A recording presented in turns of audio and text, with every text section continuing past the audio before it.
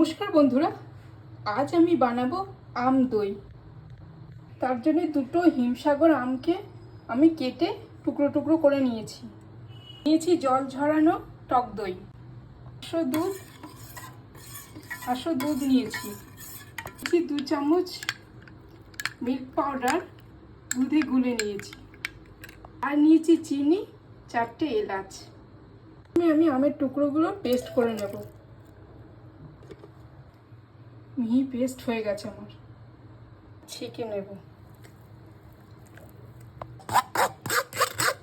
যে পাউডার দুধটা গুলে রেখেছি সেটা দিয়ে দেবো, ভালো করে নেড়ে চেড়ে নেব। সে ফ্রাইং প্যান বসিয়ে দিয়েছি, এবার দিয়ে দেবো চিনিটা ও আমের পিউরিটা। ভালো করে মিশিয়ে নেব চিনির সাথে। চিনিটা মেল্ট হওয়া পর্যন্ত অপেক্ষা করব। আমের মিশ্রণটা আমার রেডি হয়ে গেছে, এবার গ্যাস অফ করে দেবো। এবার এটাকে ঠান্ডা করব। এটা এবার ফেটিয়ে নেব, জল ঝরানো টক দইটা। আমের পিউরিটা ঠান্ডা হয়ে গেছে, এবার দিয়ে দেবো। এবার এটাকে দইয়ের সাথে ভালো করে মিশিয়ে নেব।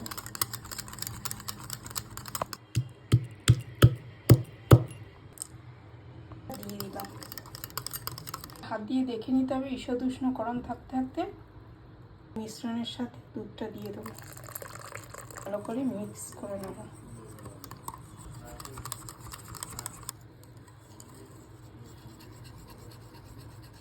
একটা মাটির হাঁড়ি নিয়েছি, তার মধ্যে একটু টক দই দিয়ে দেবো।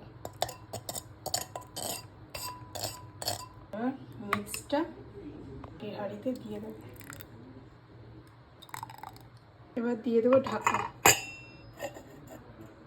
দইটাকে 6-7 ঘন্টার মতো ঢেকে রেখে দেবো। 7 ঘন্টা হয়ে গেছে, এবার আমি দেখি কেমন হয়েছে।